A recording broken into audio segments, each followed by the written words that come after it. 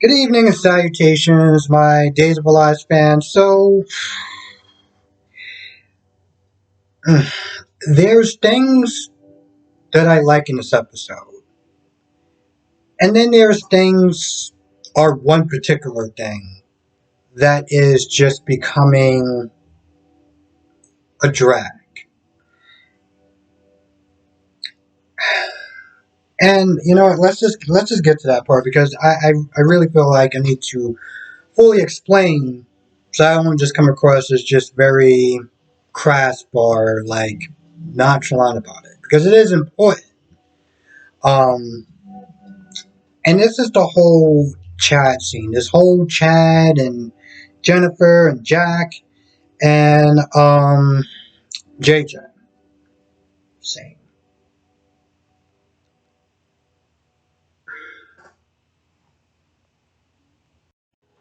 All right, so here's the thing. I feel like this tone is important to have because I remember a couple years ago when I was watching General Hospital, and at the time, Star's child and boyfriend, supposedly died in a car wreck. And I remember her being sad for a little bit and people being like, oh man, I'm so tired of watching her constantly cry and be all sad and mopey all the time. And, I sat there and everyone looked at those comments like her child and her boyfriend died. What do you want her to do? But then, like, right afterwards, she spent there singing and being with Michael and stuff like that. And they're talking about being a couple and everything. And, it was one of those things where it's like, I don't know exactly what people wanted at the time, but I understand the feeling of not constantly watching something to be very like mopey all the time. And so while I feel like it's important, this sadness, this mourning period is important because like I said, you know, death scenes like that are important because it really reminds people of just how important and how much we should treasure life. But in that same vein, I'm gonna be honest, I had to skip a lot of it because it got to a point where it was just like I don't want to sit there and say it was debilitating, but it was just depressing as hell. Like, and again, I know maybe this may come across as a dick like thing to say, but it's like I literally had a full day yesterday, and part of me was really grateful that only one soap opera came on because I was just really tired. But now I have my day off and I'm just really excited and everything like that. And it's just, whenever I have a day off, I like to treasure it like there's no tomorrow. So watching those very down and depressed scenes of Chad constantly crying and Jennifer crying and JJ crying, and like after a while I was like, oh my god, I need to sit down and fast forward through some of this stuff because it's just I felt like it was just a bunch of like this emotional weight that just started to pull me down, and it's like I'm like, bro, it's literally only like 1:30. I really shouldn't be feeling like this. Now, like I said, this stuff isn't working for me. It doesn't mean that it's not important to sit there and show. Especially the conversations between Chad and JJ as far as JJ, recognizing just how, because in the beginning, Chad, he wasn't Chad's biggest fan. And, you know, even seeing in the beginning, sometimes I was like, bro, you're a privileged dick, aren't you? Like, you saw a different light to him. And, Jennifer and Jack went to go get um, some clothes for the funeral. And, that was a whole emotional, weighted scene and everything like that. But again, it was important. Um, Now, one of the things I will sit there and say that's, I guess, kind of, and it has nothing to really do so much with the episode, but I was on Facebook, and granted, yeah, no, I was not the only person. I, on a Facebook page, they were talking about, I guess they were like an Emmy or something like that, or some awards. Not exactly a fan of award shows, so that's why I didn't really watch it. I'm not a fan of any award shows, but it's not they're talking about just how much they deserve for the praise they're getting because I've been watching General Hospital since I was in high school, and this show has blown me away, and at times been the better of the episode that day when I'm sitting there watching all three of them, all four of them sometimes. Um, so it was, I pretty much just wrote, listen, they're getting all the praise they deserve, and yeah, I'm a fan of the show. I'm a huge fan of the show. Now, of course, I did kind of plug my channel, so that was a little kind of shameless of me, but I did it. And the actor that plays Jack, gave me a like. So I thought that was pretty cool. Now, yeah, I know he gave a couple other people a like, but he didn't give every person in that comment section a like. So, um, I thought that was pretty cool. Uh,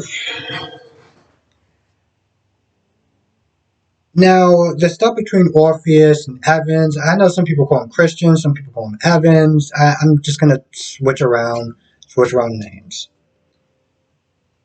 Evans didn't even know that Jan Spears was pregnant, and has his child. Like he had no idea. And Orpheus pretty much is like, you know, I helped her out. I switched the tests and everything like that because I need somebody on the outside. He didn't sit there and say exactly what for, but he did sit there and say, I need her on the outside. Um, so I thought that was pretty interesting, and they did some flashbacks of when Christian first met Jan, and you know the funny thing is Jan was all like, oh well, I'm saving myself for Sean, and I don't think anyone else is as good, and yada yada yada yada yada, and I'm like, okay, besides the fact that she talks like she's from a time machine, and that's literally due to the fact that she's been in a coma so long that's like her catchphrases and things like that are very old, like the fuzz coming after me, things of that nature. At first, I was like, why is she talking like that? And then it made sense. But so the flashback scene of Christian and Jan Spears hooking up. And next scene shows Orpheus.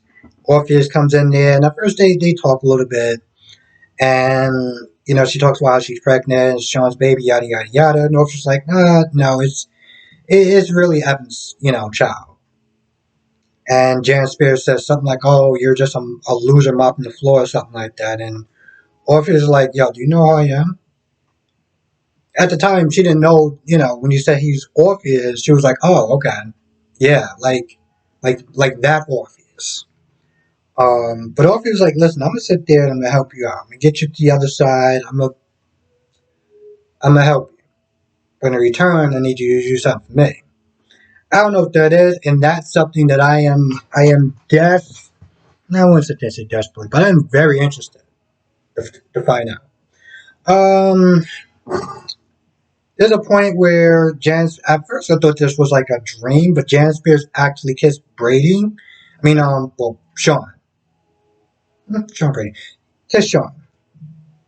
And Brady and Chloe walked in and was like, the hell is going on? So Chloe stays to talk with to talk with Chloe. I mean, to talk with Jan Spears. And Jan Spears says something along the lines of, oh well, I gave him what he always wanted, what men secretly always want was a son. I'm like, you can't really speak for everyone, but okay, boo, you do you. Now there's a couple of times where she's trying to use the baby as a shield, talking about, oh, don't stress me out, it's bad for the breast milk and for the baby mother and yada yada yada. And Chloe's just like, it's really low of you to sit there and use this child to try to get your hooks into a man. Especially him. Like, what are you doing? They have their little talk. Of course, Janice was like, I'm gonna tell you, and blah blah blah blah. It's like after all, I was like, oh, okay, yeah, you're getting to that point where you're starting to annoy me. Now Brady's like, what are you doing? What about your marriage and just that and the third? And Sean's like, listen, this is not my fault. None of this is my fault. I literally thought I was having sex with Bella, and now this whole thing is happening. she moved out. Well, she moved into EJ's place, and she's doing all sorts of stuff.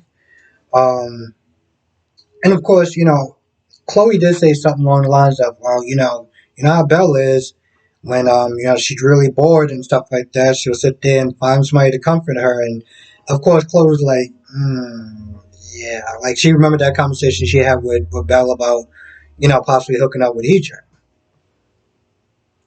So afterwards, Sean is like, "Listen, if you want this marriage to be saved, I've been trying to do everything I can.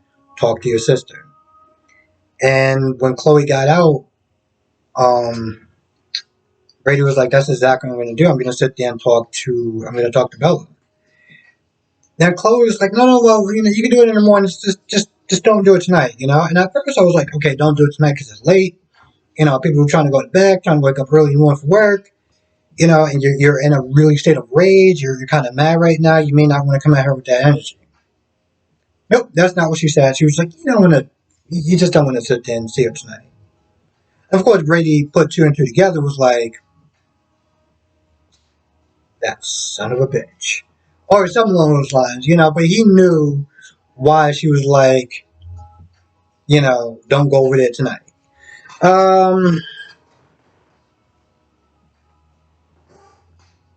Now EJ and Bella just finished, having sex, and they get into this conversation where it feels like it starts to go backwards. Like you think that they're moving in this place of, them being together and stuff like that, and then Bella, in some ways, kind of regrets it. She doesn't regret.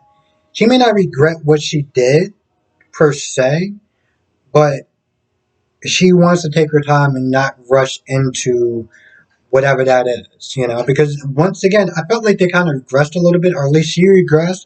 She was like, "Oh, well, um, I'm doing this to be like, maybe I'm just doing this just to be with Sean, just to get back at Sean and yada, yada, yada." And EJ was like, "We kind of had this conversation yesterday, but okay, sure, let's just kind of shortcut to it. That wasn't the only reason why we're together." But, Bella's like, "Listen, I'm not ready for that morning after staring at each other's eyes and being all gaga." Like emotionally, she's just not there yet. It's kind of odd because it's like, all right, emotionally you're not there yet, but you're there enough to, like, you're there enough to do all that, you know. And I get that there's a fine line between doing something physical and emotional and stuff like that. But I'm like, well, if that was the case, then maybe you probably should have just not really went there yet until you were sure. But of course, this is a soap opera. We got to kind of speed up a lot of timelines and you know, I mean, if you really stop to think about it, even this whole sex thing was kind of sped up a little bit because she's not. EJ seems like he's kind of disappointed a little bit. He's being understanding, but he seems like he's kind of disappointed a little bit. And I'm like, in reality, maybe you shouldn't like. I don't feel like she was ready to jump into bed with EJ, even if I'm going to be honest. But it's like the plot demanded it, the fans demanded it. So they did it, but she wasn't emotionally ready to really go there. And this is why she keeps, a step forward, three steps forward, four steps backwards, or five steps backwards. And this is why we keep having that. This has nothing, you know what I'm saying? It's not even like I was about to say Allison Sweet. It's not even like Sandy found out and she's just, going in her face, or Sean found out and now she's having reservations. No one found out, and she just keeps going backwards, and that's because of she's not ready.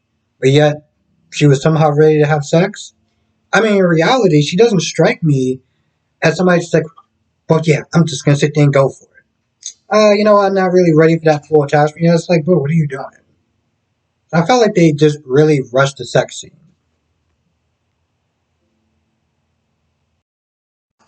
Yeah, I feel like that's about it for the most part. So, um, like I said, for the most part, this episode was actually pretty interesting. I just after a while, I couldn't sit there and take the chat scenes. It was just,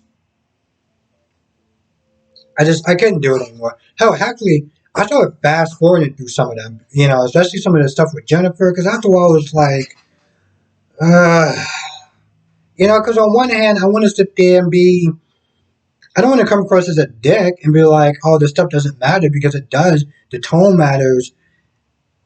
The grieving, all that stuff matters. It just, for me, after a while, I couldn't just, like I said, it started to pull me down, and it was just like, can we get to the Christian and Orpheus stuff? Because after a while, it was I couldn't do it. It was just too, I guess, depressing in a sense. Not full of depressing, like, not like I was like This Is Us, like crying or whatever, but just like, I just couldn't watch it anymore. It was just like enough. Like, we've been getting this for quite a while, and I get we're gonna continue to keep getting this because, Abby is a character a lot of people like, and it's not like it's not a tragic thing, but I don't know. Like I said, for me, it just wasn't working. All right. So with that being said, I'm gonna go. I want to thank you for watching. Be safe. Let me know your thoughts in the comment section below, and I'll see you in the next video.